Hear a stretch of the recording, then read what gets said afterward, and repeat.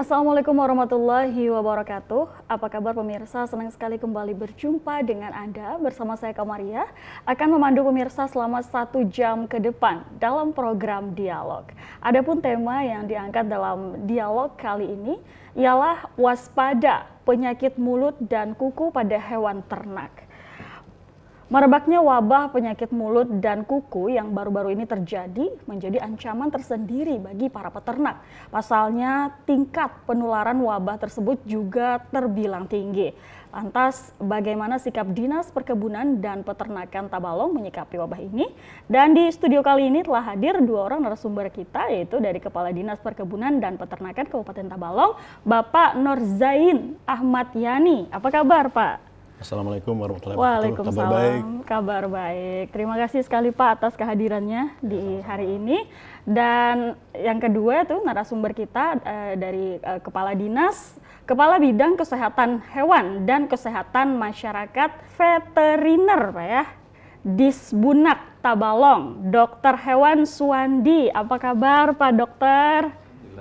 Alhamdulillah sehat. Waalaikumsalam warahmatullahi. Terima kasih juga Pak atas kehadirannya pada hari ini di studio kami. Ini Pak dari kita mau ke Kepala Dinas Perkebunan dan Peternakan Kabupaten Tabalong dulu. Ini kita mau tahu ini Pak, penyakit yang sedang marak saat ini Pak, yaitu penyakit mulut dan kuku Pak ya. Sebenarnya ini penyakit apa Pak, dan apa yang menyebabkan penyakit ini bisa menularkan kepada hewan Pak? Silakan. Ya, terima kasih Ibu siapa? Komaria. Ibu Komaria. Siap. Atas memberikan kesempatan kami hadir di sini ya. Siap. Dalam rangka untuk ya mengkampanyekan atau memberikan informasi kepada masyarakat tentang tadi yang disampaikan penyakit mulut dan kuku atau biasa kita sebut PMK, kita singkat PMK. Nah, jadi penyakit PMK ini adalah penyakit yang ditularkan oleh virus ya. Jadi ya sama dengan kurang lebih virus COVID-19 atau corona. Iya. Jadi dia ini sifatnya cepat menular, ya seperti corona juga, dan untungnya ini tidak menular ke manusia, tapi pada hewan-hewan ternak tertentu, seperti sapi, kerbau, kambing, domba, dan juga termasuk babi. Jadi secara umum hewan yang kuku belah ya istilahnya ya. Kuku belah itu ya. Seperti itu di sapi kan, kalau kita lihat kukunya kan kayak belah gitu kan. Ya seperti itulah secara gampangnya gambaran umumnya. Oke, kalau di Tabalong sendiri Pak, itu banyak tertular pada hewan apa Pak? Ya tadi seperti saya sebutkan, yang rentan terhadap penyakit ini adalah ternak-ternak seperti sapi, kambing, kerbau, domba, dan juga babi. Nah itu kan ternak-ternak yang cukup strategis ya, karena dia menjadikan daging untuk keperluan kita. Betul. Makanya kita sangat serius terhadap penyakit ini Pak ya. Oke. Apakah ada kasus atau penyakit tersebut untuk hewan ternak di Tabalong ini Pak? Untuk saat ini alhamdulillah berdasarkan laporan dari tim kami yang turun ke lapangan melakukan surveillance, melihat langsung ke peternak-peternakan yang ada, baik itu yang milik pribadi atau milik perusahaan, itu sampai saat ini kita belum menemukan indikasi adanya penyakit tersebut di wilayah kita. Oh, alhamdulillah belum ada Pak ya di wilayah kita. Sekali, ya. Oke, tetapi kan ada di Indonesia, di negara kita wabah ini. Iya, saat ini sedang merebak di beberapa wilayah kan. Jadi kita khawatir juga kalau sampai itu masuk ke tempat kita. Betul. Nah, pertanyaannya kalau di negara lain ada tidak Pak? Apakah hanya di Indonesia Pak? Ya, jadi ini adalah wabah yang sifatnya internasional ya, maksudnya mendunia gitu. Jadi tidak cuma di tempat kita. Nah, ada beberapa negara yang memang wabah penyakit ini ada terus gitu. Jadi istilahnya dia tidak bebas dari penyakit mulut dan kuku ini. Nah, sedangkan kita itu sebenarnya sejak tahun 86 itu kita sudah bebas dari PMK ini. Sejak 86 Pak ya? 86, jadi hampir berapa tahun ini, 10 tahun ya. Iya. Ternyata baru-baru ini muncul lagi. Sejak bulan April kemarin ditemukan adanya kasus ini. Oke. Artinya ini bukanlah penyakit yang baru saja timbul Pak ya? Bukan penyakit baru. Bukan penyakit baru. Oke. Lalu apa Pak tindakan atau pencegahan yang harus dilakukan agar hewan ternak ini tidak terjangkit penyakit mulut dan kuku ini Pak? Iya. Jadi saat ini kan kita masih belum ada kasus penyakit tersebut. Jadi yang saat ini sedang dijalankan oleh pemerintah adalah membatasi ya lalu lintas atau pergerakan dari hewan ternak khususnya dari wilayah-wilayah yang sudah terindikasi mengalami penularan wabah penyakit ini ke tempat yang lain yang masih bebas gitu.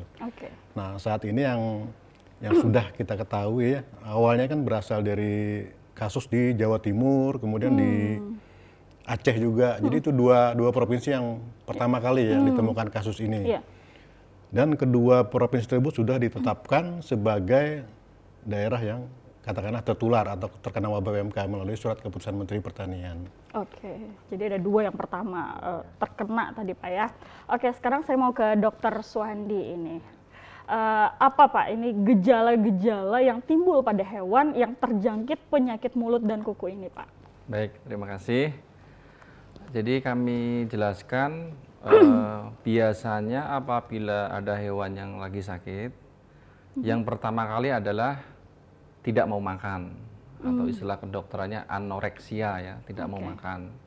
Terkhusus untuk PMK, jadi selain tidak mau makan, dia ada hipersalivasi atau keluar air liur ya, berlebihan gitu. Habis itu tahap berikutnya kalau kita buka mulutnya, dia ada lesi atau luka-luka di daerah gusi, di daerah bibir, habis itu di lidah. Nah, di lidah itu kita buka juga, kita tarik itu ada luka-luka kayak orang kena sariawan ya. Ya itu. Lebih lanjut, nanti kita akan menjumpai di kaki ya, di bagian kaki itu ada luka, habis itu timbul nanah ya, habis nanah maka itu teracak gitu ya, atau alas kakinya itu bisa pacul gitu, atau lepas gitu. Jadi semacam terjadi pemborokan. Ya, pemborokan dan pembusukan ya. Nah, membusuk, jadi sampai lepas. Sampai lepas. Tentunya kalau udah begini kan sapi tentunya nggak bisa berdiri, nggak mau makan, nah, gitu, yang bisa menimbulkan kematian. Lalu bagaimana Pak penanganan apabila hewan tersebut sudah terjangkit penyakit mulut dan kuku ini Pak?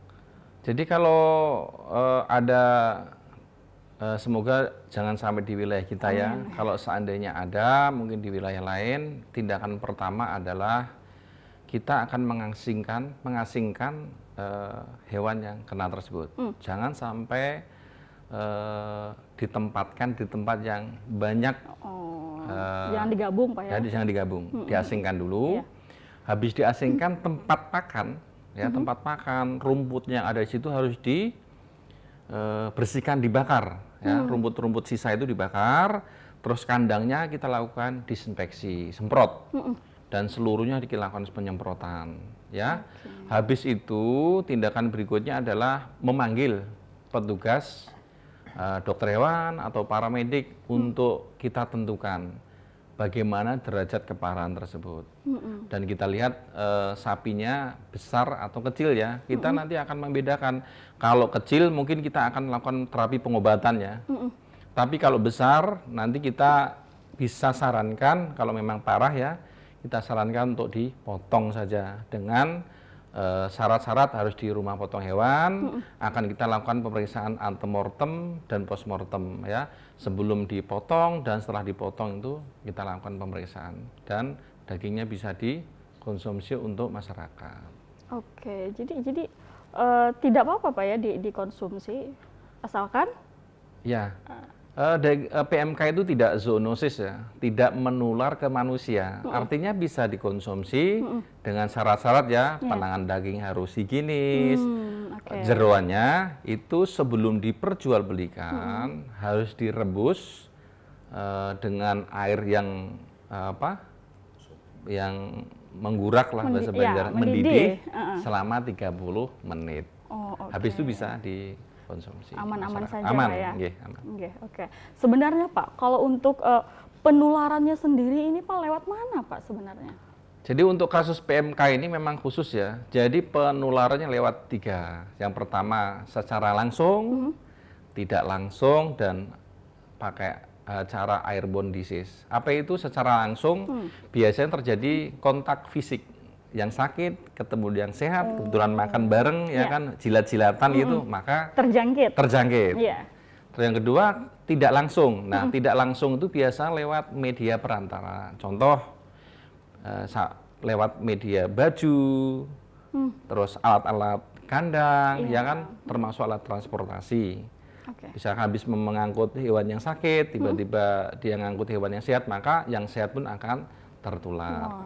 Cara yang ketiga adalah airborne disease. Penyakit ini bisa ditularkan lewat udara, ya, lewat udara. Udara pun? Udara bisa. Wah. Jadi jaraknya menurut literatur itu bisa 60 km. 60 km. 60 km. Dan ada juga yang menyatakan bahwa sampai 200 km pergerakan dari virus PMK ini ya. Jadi luar biasa penyebaran cepat ya. Nah itu, maka itu kita waspada di situ. Baik pemirsa, setelah iklan berikut ini kita akan lanjutkan obrolan kita mengenai upaya Disbunak Tabalong cegah penyakit mulut dan kuku pada hewan ternak. Tetap di program Dialog.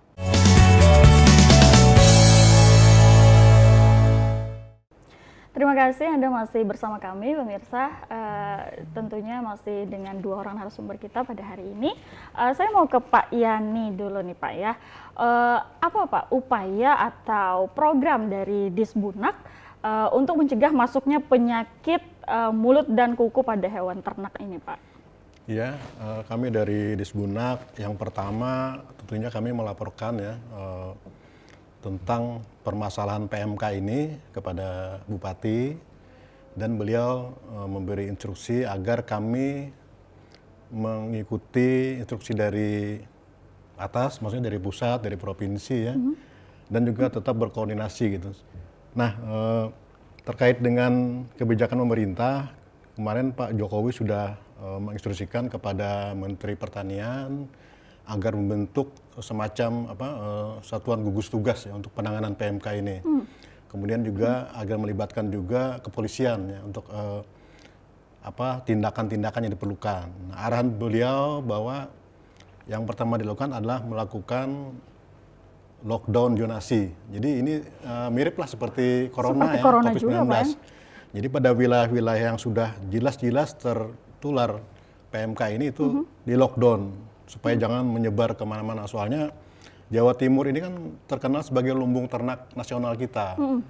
Nah, dia menyuplai ternak ke seluruh wilayah di Indonesia, termasuk juga di Tabalong. Makanya untuk mendatangkan ternak dari luar, kita menghindari wilayah-wilayah yang jelas-jelas berstatus tertular PMK itu. Jadi kita mengupayakan mengambil dari wilayah-wilayah yang masih bebas dari PMK, seperti misalnya dari Sulawesi, dari Nusa Tenggara Timur, yang merupakan juga sentra-sentra produksi sapi ternaknya di Indonesia.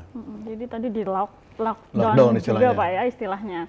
Oke, lalu apa saja Pak sosialisasi yang disampaikan kepada masyarakat ini khususnya kepada yang punya ternak nih Pak terkait untuk wabah PMK ini Pak? Ya. Terkait dengan sosialisasi kepada masyarakat, khususnya pada pelaku usaha ternak, kita baik secara langsung maupun melalui media-media yang ada ya, media WhatsApp, karena banyak grup yang melibatkan para peternak, pelaku usaha ternak, kemudian juga melalui penyuluh-penyuluh yang ada di lapangan, kita selalu menginformasikan kepada masyarakat tentang hal ini. Nah, kemudian juga kami juga membentuk gugus tugas ya, walaupun ini masih internal Disbunak sendiri ya, untuk melakukan surveillance langsung ke lapangan untuk memastikan bahwa di wilayah kita tidak ada kasus itu gitu. Karena ini memang hal yang harus kita lakukan apabila kita ingin wilayah kita ini bebas dari PMK. Baik Pak, ini kalau dari imbas daripada wabah penyakit mulut dan kuku pada hewan ternak ini Pak, apakah berpengaruh Pak terhadap ketersediaan stok sapi Pak di Tabalong? Nah. Jawaban saya ya pasti berimbas ya. Jangankan kita kena wabah, kita di luar aja wabahnya terjadi, kita juga tetap terimbas gitu. Contohnya kita tidak bisa memasok sapi dari luar kan, kalau misalnya di sekitar kita ternak banyak yang terkena PMK kan. Betul. Apalagi kalau itu kejadian di tempat kita, terancamlah stok atau ketersediaan ternak yang ada di kita. Nah, jadi ini memang PMK ini kan dia sangat menular sifatnya, tapi di satu sisi dia tidak menular ke manusia, kemudian juga dari sisi tingkat kematian relatif ya tidak terlalu tinggi dibandingkan misalnya penyakit sapi yang lain, jembrana misalnya. Itu. Jadi itu ya apa namanya ciri-ciri dari PMK ini. Dia tidak terlalu mematikan kecuali pada ternak yang umurnya masih muda. Itu tingkat kematiannya tinggi.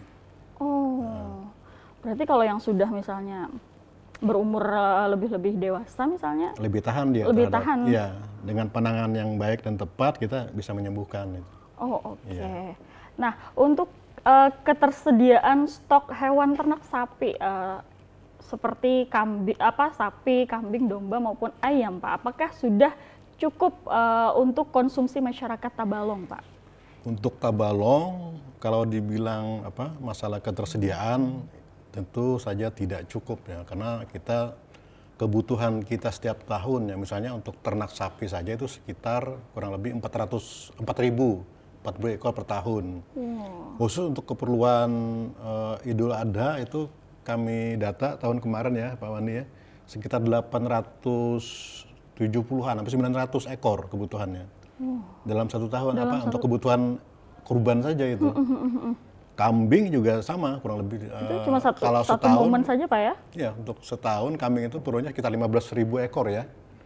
Nah, jadi sedangkan populasi yang ada di kita jauh di bawah itu. Misalnya ternak sapi, kita cuma bisa menghasilkan atau produksi sekitar 500 ekor, sedangkan kebutuhan kita kan 4.000 ekor. Berarti kita masih defisit 3.500 ekor. Makanya kita mendatangkan sapi dari luar. Demikian juga kambing, karena memang kebutuhan kita tinggi. Kebutuhan kita tinggi. Oke, untuk saat ini berapa jumlah peternak yang ada di Tabalong, Pak? Kalau jumlah peternak untuk keseluruhan sekitar 400-an ya Pak Wandi ya. Ini termasuk ternak unggas ya, bukan ternak sapi saja. Tidak hanya sapi, ada mungkin 4. kalau untuk ternak sapi sekitar 131 ekor, kurang lebih sekitar itulah. Oke. Nah sekarang saya mau ke Dokter Swandi. Apa Pak ini program Disbunak Tabalong untuk menjamin kesehatan hewan ternak Pak yang ada di Tabalong? Ya, baik, terima kasih. Jadi kami di bidang kesehatan hewan dan kesehatan masyarakat veteriner, di sini di Kesmafet itu ada moto bahwa dalam menghasilkan produk pangan asal hewan itu harus safe ya, from farm to table. Dari harus aman dari kandang sampai ke meja makan. Nah itu motonya dari Kesmafet. Oleh sebab itu dalam rangka untuk mewujudkan keamanan pangan tersebut ya, maka kita melakukan upaya setiap 3 bulan sekali kita akan melakukan active service ya. Active service ke kelompok-kelompok ternak.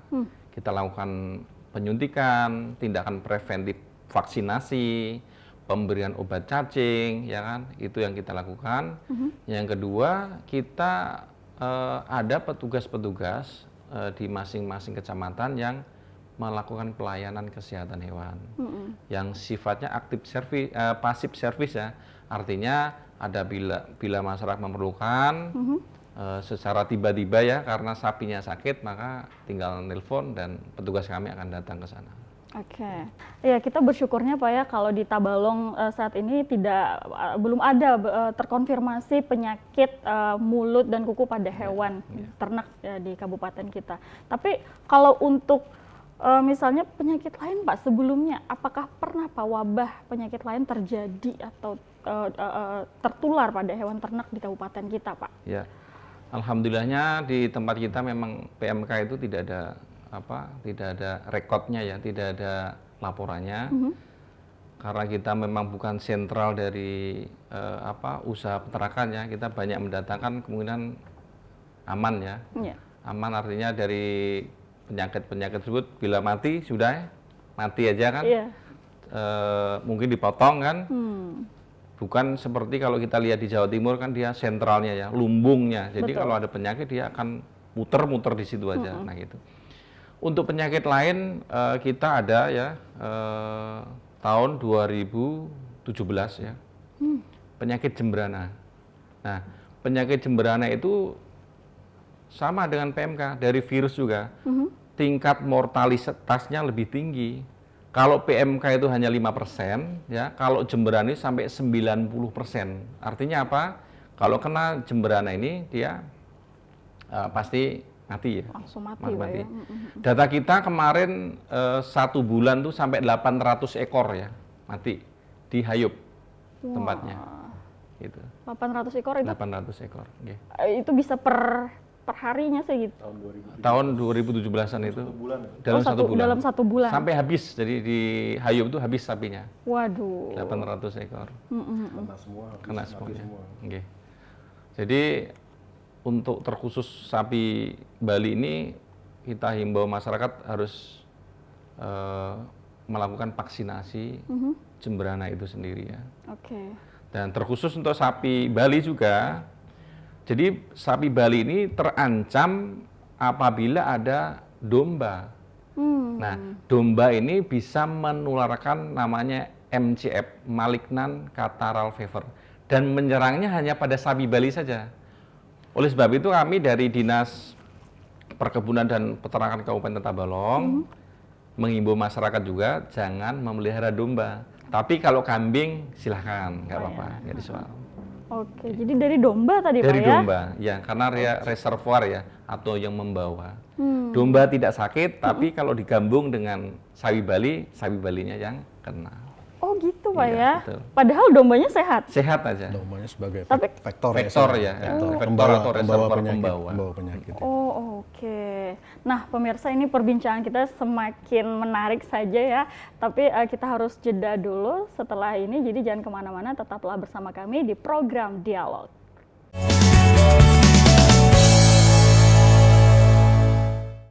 Baik pemirsa, terima kasih Anda masih setia bersama kami. Dan di segmen terakhir kali ini, saya mau ke Pak Yani dulu. Ini apa Pak harapan dan himbauannya? Kita mau tahu, mau dengar dari Bapak bagi para peternak untuk dapat selalu memperhatikan kesehatan hewan ternaknya, Pak. Silahkan.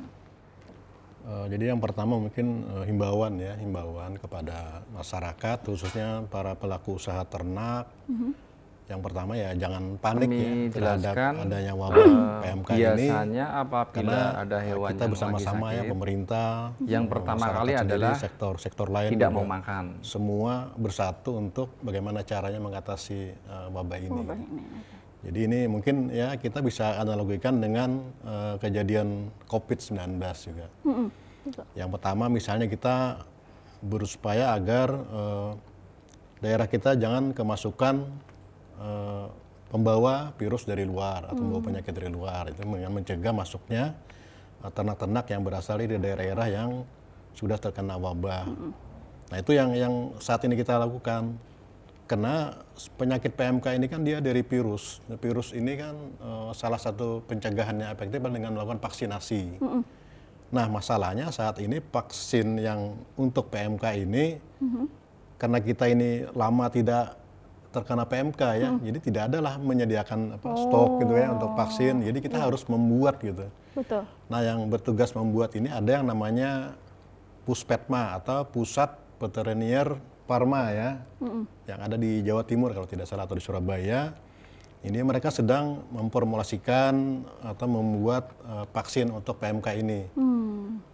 Nah jadi perlu waktu gitu. Jadi sambil menunggu vaksinnya itu diproduksi secara massal, ya kita harus berupaya untuk mencegah gitu, jangan sampai masuk dulu melalui memperketat lalu lintas ternak yang masuk dan keluar dari wilayah kita atau ke wilayah kita. Nah baru nanti kalau sudah vaksin keluar, insya Allah kita segera melakukan vaksinasi massal. Karena ini juga yang dilakukan dulu pada waktu tahun kejadian terakhir ya di Indonesia tahun 1983. Itu ada wabah PMK, lakukan vaksinasi massal, kemudian tahun 86 itu sudah bebas kita dari. Jadi program vaksinasi massal ini insya Allah bisa mengatasi secara keseluruhan secara nasional ya. Jadi dulu hampir 3 tahun Pak ya? Iya selama 3 tahun. Program itu vaksinasi itu berjalan. Akhirnya bebas kita Oke, sampai sekarang. Iya, sampai kejadian yang baru ini. Tapi di Tabalong alhamdulillah belum ada, Pak ya. Mudah-mudahan jangan sampai ya. Jangan sampai ya. Kita kecolongan. Iya. Ya, yang jelas kita juga sambil berusaha tentunya berdoa juga ya. Siap. Supaya terhindarlah kita dari wabah PMK itu. ini. Oke. Pak Suwandi ada yang mau ditambahkan mungkin? Ya baik. Jadi harapan kami adalah para peternak Kabupaten Tabalong tetap semangat, pelihara sapi dengan baik ya, karena di sapi itu sendiri kan ada rezeki di sana, ya kan? Yeah. Ada rezeki di sana. Yang kedua, himbauan. Jadi untuk masyarakat, pelaku usaha agrobisnis peternakan ya, untuk saat ini karena ada wabah PMK harus selektif. Jangan mengambil atau membeli ternak dari daerah-daerah atau zona yang lagi terkena penyakit PMK. Ya. Yang kedua, kalau mau beli harus sesuai dengan prosedur-prosedur ya yang dijalankan. Dalam hal ini adalah yang pertama, apabila didatangkan dari luar Pulau Kalimantan, maka harus ada surat-surat karantina, ada surat keterangan kesehatan hewan, dan ada rekomendasi dari provinsi yang akan dituju. Nah, itu boleh.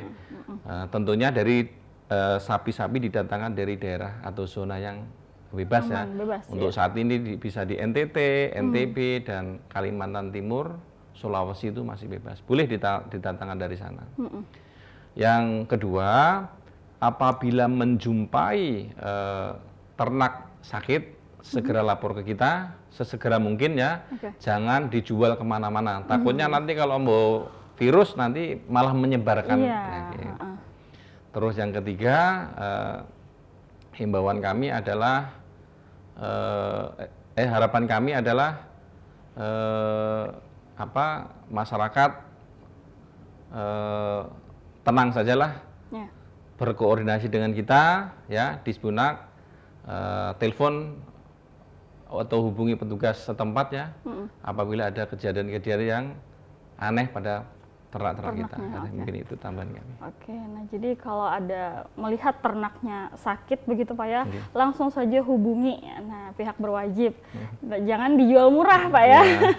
Sebagian masih mau dapat untung nih Pak, malah dijual. Oke, nah ini terakhir kita mau ke Pak Yani. Ini dalam rangka persiapan menyambut IKN Pak ya. Tentu konsumsi masyarakat ini akan meningkat seiring dengan bertambahnya jumlah penduduk. Nah, jadi apa Pak upaya Disbunak Pak untuk dapat meningkatkan ketersediaan pasokan hewan ternak ke depannya Pak? Silakan. Ya, keberadaan IKN ya yang baru di daerah kita, dekat kita, tetangga kita, ini sebenarnya di satu sisi merupakan peluang ya, peluang yang besar. Tapi di sisi lain juga ancaman, karena dengan adanya pertambahan penduduk ya jelas ya, itu akan membutuhkan pangan yang banyak ya, bukan cuma untuk ternak saja, tapi dari sektor lain juga pertanian itu mereka sangat membutuhkan kan untuk pasokan. Nah, kita bagaimana memposisikan diri supaya kita bisa sebagai yang biasa kita dengar penyangga ibu kota itu ya. Kita harus bisa, yang pertama kita mandiri dulu, mandiri dalam menyediakan kebutuhan pangan khususnya daging bagi ya untuk masyarakat sendiri dulu. Keluarga kita dulu Pak ya. Baru kita berpikir untuk bisa masuk keluar atau menyuplai ibu kota negara. Nah, yang kita lakukan adalah saat ini tentunya kita yang pertama kita ingin memperbanyak dulu populasi ternak yang ada di tempat kita. Nah, upaya misalnya kita antara lain melakukan pengadaan ternak ya dengan bibit-bibit yang unggul lah seperti itu. Kemudian juga kita meningkatkan produktivitas ternak kita, bagaimana supaya lebih tinggi dan terus lebih tinggi. Kemudian juga kita menjaga kesehatan hewannya itu, supaya jangan ada angka kematian yang tinggi. Kalau bisa kematiannya 0 gitu kan. Ini salah satu indikator yang kita kejar ya di dalam pencapaian target kita. Nah, kemudian ada satu lagi, kita ada kebijakan pemerintah melarang pemotongan ternak sapi betina atau yang produktif ya. Nah ini yang sering masih dilanggar oleh sering terjadi masyarakat itu, Pak, gitu ya. ya. Nah sebenarnya ini kan maksudnya untuk bahwa produksi ternak khususnya sapi itu terus berjalan dengan baik ya selama sapi betina itu masih produktif. Nah sehingga ini perlu kami himbau lagi kepada masyarakat khususnya para peternak, tolong untuk sapi betina yang masih produktif ini maksudnya Masih bisa dia melahirkan kurang dari 10 kali gitu ya, kemudian masih muda gitu, dan dia bisa menambah populasi yang ada di wilayah kita. Jadi itu harapan kami kepada para peternak, pelaku usaha ternak khususnya. Oke, pemirsa, ini tidak terasa perbincangan kita kali ini sudah berakhir. Kami ucapkan terima kasih nih kepada Pak Yani, juga kepada Dr. Suandi, ya telah meluangkan waktu tentunya dalam program Dialog episode kali ini. Dan pemirsa, saya Kamaria beserta kru yang bertugas, kami pamit undur diri. Semoga kita dapat berjumpa kembali minggu depan. Akhir kata, Assalamualaikum warahmatullahi wabarakatuh dan sampai jumpa. Waalaikumsalam Terima kasih, Pak. warahmatullahi wabarakatuh.